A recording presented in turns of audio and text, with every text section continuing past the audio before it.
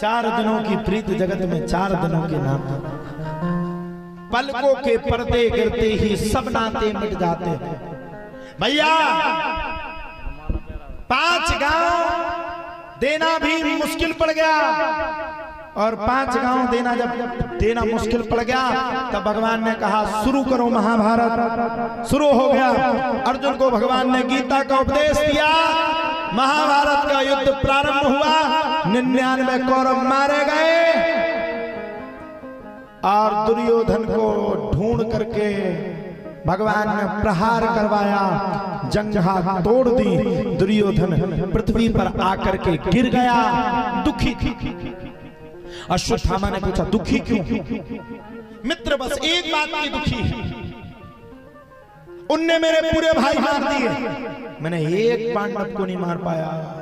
अश्वत्थामा कहता मुझे बनाओ सेना का नायक, कैसे नहीं मारते हो? लगा दिया तिलक। भगवान तो समझ गए, पांडवों को कुरुक्षेत्र लेकर के पहुंच गए। पांडवों की जगह पांडवों के पुत्र मिले। जाकर के अश्वत्थामा ने 5 पुत्र को काट करके सर को उठा करके एक गठरी में 5 सरों को भर करके अश्वत्थामा दुर्योधन के सामने ले आए। लो पकड़ो, ये है 5 मारो। दुर्योधन ने देखा, हाय राम राम राम, तूने तो छोटे छोटे से नेक नेक से बच्चों को ले आया, ये तो पांडव नहीं है, पांडव के पुत्र हैं। एक तरफ खुशी हुई, एक तरफ दुख हुआ, और दुर्योधन ने आज कुरुक्षेत्र में अपने प्राणों का परित्याग कर दिया। 4 दिनों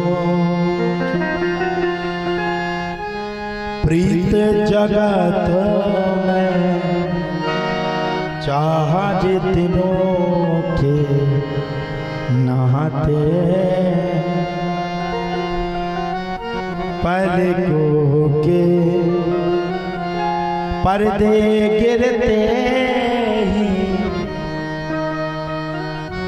सब नाते मिट जाते।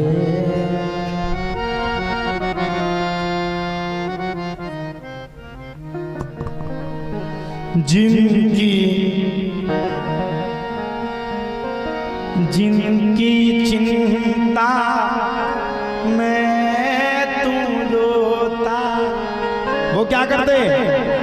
वो एक दिन चिता जलाते हैं। 4 दिनों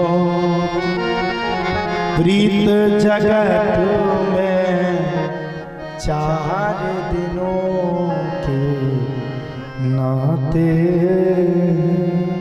दुर्योधन ने प्राणों को त्याग दिया।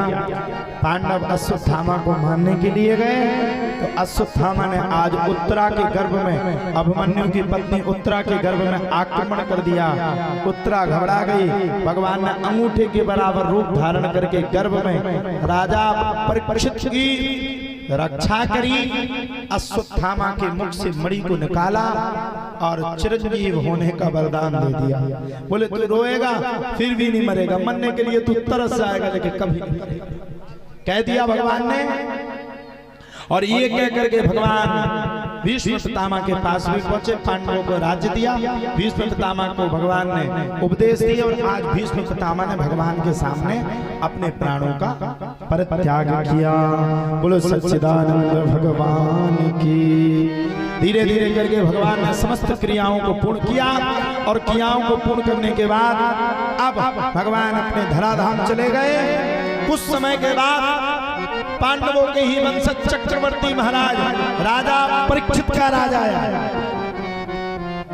राजा परीक्षित के राज के समय में धीरे धीरे करके कलयुग का समय आ गया, और राजा परीक्षित ने कलयुग को 3 स्थान दिए। द्यूतम पान स्त्रियः सोना।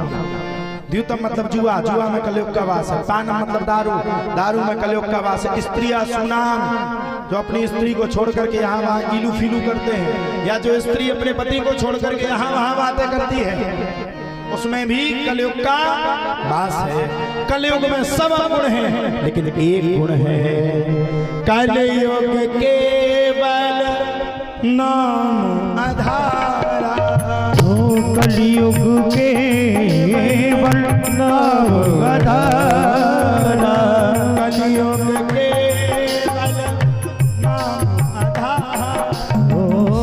कलयुग केवल नाम आधारा। ओ सुमिर सुमिर नर उतरहि पारा। ओ सुमिर सुमिर नर उतरहि पारा। कलयुग केवल नाम आधारा। कलयुग केवल नाम आधारा। सुमिर नर उतरहि पारा। सुमिर सुमिर नर उतरहि पारा।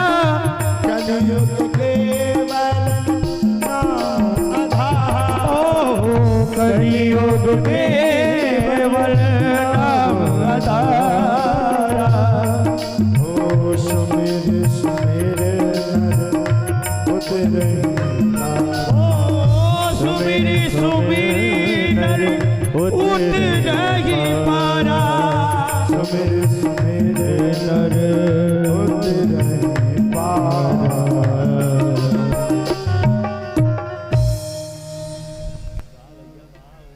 चार स्थान दिए, एक स्थान सोने में दिया।